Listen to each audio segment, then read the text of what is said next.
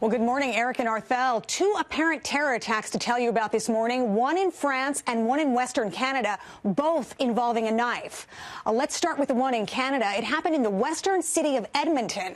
Police are calling it a terror attack. It happened late last night at a football game. Authorities say the attack began outside a Canadian Football League game when a suspect rammed through a controlled barricade with his car and sent an officer flying 15 feet into the air. And then police say the driver got out of the car and began attacking the police officer with a knife before fleeing on foot.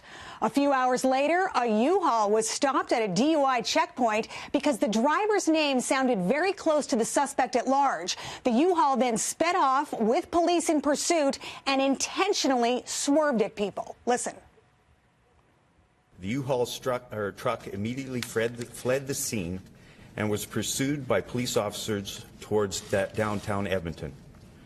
Throughout the chase, the truck deliberately attempted to hit pedestrians in crosswalks. Now, the van eventually flipped over. Police arrested the suspect, an Edmonton man who was found with an Islamic State flag in his car. The police officer is in the hospital this morning with non-life-threatening injuries and is expected to make a full recovery. It was Military Appreciation Night at the football game in Edmonton. More than 800 Boy Scouts were expected to come to the game. Many were planning to camp out overnight. Now let's go to France, where there was another knife attack this morning in the southern city of Marseille. Police say a man wielding a knife aboard a train stabbed two women, killing both of them.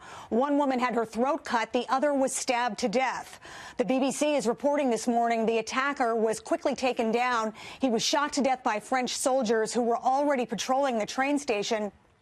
And a number of media outlets are reporting the suspect, a man in his early 20s, yelled Allahu Akbar at some point during the attack. Now, no word yet if these two attacks are related. They are both being investigated as terror attacks, but no doubt some very scary moments in Canada and France this morning.